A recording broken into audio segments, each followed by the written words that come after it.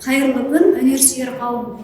2021 жылдың 28 шілдесі күні Шығыс Қазақстан өнер музейінде жыл бойы жалғасын тауып келе жатқан Дала дидары жобасының 7-ші қатысушысы Аягөз ауданының жеке көрмесі ашылды. Көрменің негізгі мақсаты дарынды суретшілер мен қолданбалы өнер шеберлерін табу және қолдау. Іс-шара елбасы Нұрсұлтан Әбішұлы Назарбаевтың Ұлы даланың 7 қыры мақаласының ережелерін және туған жер Қазақстанның киелі жерлерінің географиясы, Ұлы даланың ұлы есімдері жобаларын іске асыру мақсатында Шығыс Қазақстан облысы әкімдігінің қолдауымен жүзеге асырылады. Аягөз Шығыс Қазақстанның оңтүстік бөлігі, Жоңғария мен Қазақ хандығының бұрынғы шекарасы. Бұл өлке батырлар мен ақындардың мекені. Мұнда Байқара би, Ақтайлақ би, Шәкентай батыр, Дулат Бабатай сынды ақындар өмір сүрген. Аудан аумағында 19 тарихи мәдени ескерткіш бар. Олардың бірі мемлекет қорғауына алынған республикалық маңызы бар ескерткіш Қозы көрпеш Баян сұлу кесенесі. Көрмеге ауданнан 69 автордың 108 жұмысы қойылды. Оның 61-і картиналар болса, 47-сі қолданбалы қолөнер шеберлер жасаған әртүрлі бұйымдар мен мүсіндер. Олар кескіндемелі картиналар, натюрморт, портреттер, графика, акварель және ұлттық аспаптар, мата, жіп, жүн, киіз, ағаш, тегіс жерден жасалған қолданбалы қолөнер шеберлерінің бұйымдары.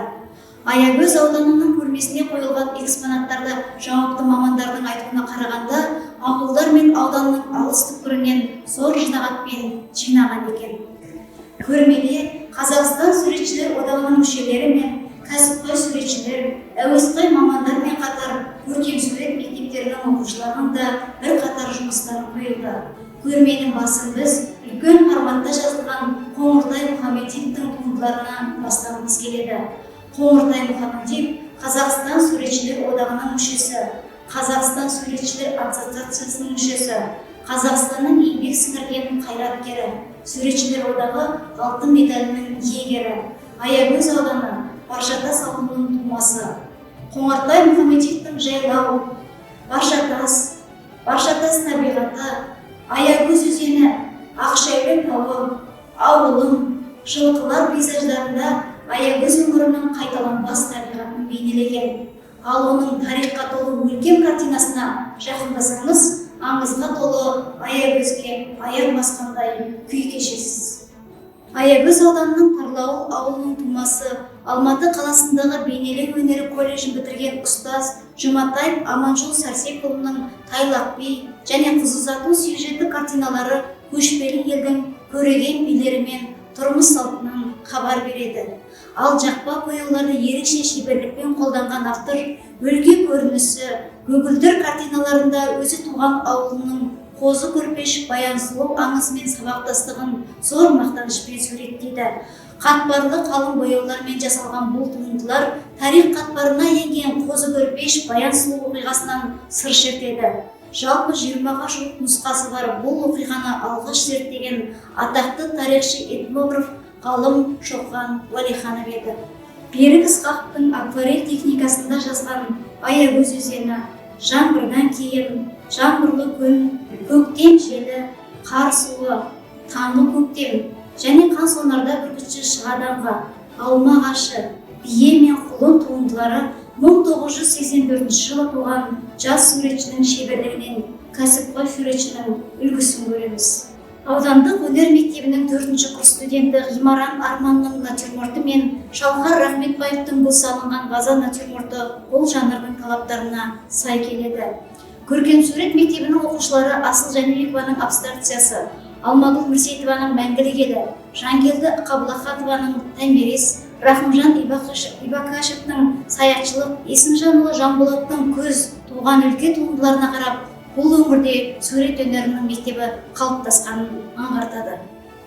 Ал мата, жіп, тері жүннен жасалған Нұржан қызы Арайдың көктемі, Өкенова Еркежанның лала гүлі, Жұбанышева Аружанның менің отаным Қазақстан, Қожахметов Мадиярдың жарыс, Еркешева Нұрайдың менің Қазақстаным, Қоңырбаева Әселдің қазақ аруы, Кенжеханова Гүлназдың дастархан, Сыдықов Қайраттың да дастарханы, өнер мектебінің 4-ші курс студенттерінің бірлесіп жасаған ауыл және кең дала құмарша панолары жаңашылдықтың жақсы жемісі екені даусыз.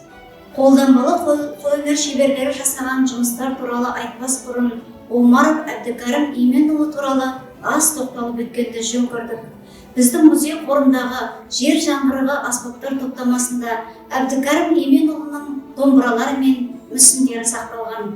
Ол жолғы көрмеге шебер 2 домбырасы мен ағаш бұтақтары және тамырларынан жасалған күй толғау, ұмтылыс, арпалыс жұмыстарын ұсынып отыр. Өмірбек Қаңтарбаевтың тобылғы мен қайыстан өрілген қамшысы, Айбек Аманбаевтың ағаштан ойылған сыбызғысы, Тұрғынбеков Әлібектің мүйізден жасалған дала тұрғындары композициясында ұлттық киім үлгісіндегі адамдардың бейнесін береді. Бұл жұмыстарға қарай отырып, шебердің қиялының шексіздігін ұлт мұрасына сүйіспеншілігімен ұштастыра білген. Ағаштан түйін түйген шеберлер Сіләмбеков Ардақтың әже бейнесі, Астаушы, әже мен немере, қазақ әйелі, Ешмұратов Сиязбектің бота, Хамитханова Қаршығаның үлкен тостаған, кеселер, ағаш қасық, Рахметов Шалқар Қобдиша, Қазыбеков Жомарттың қазақ үйі және заманауи көліктер топтамасы жұмыстары атадан қалған асыл өнердің өзгеше жаңғыруы мен жаңаша ізденістердің жемісін көрсетеді. Ал Нұрмұхамбетова Шолпанның бүлдірген кесте, жастыққа шілдер кестелері мен Керей Әйгерімнің шәркей жұмыстарынан керемет нәзіктікпен тазалықты аңғарасыз. Ағзат Тәкеннің ертоқым макеті, Құлқайып Перімханның еліктің сирағынан жасалған қамшы, Карипова Рысқанның құйысқан, Аманбаев Айбектің қамшы жұмыстары ежелгі көшпелі елдің ат әбзелдерінің сан ғасырдан жалғасқан сарқытын айшықтайды.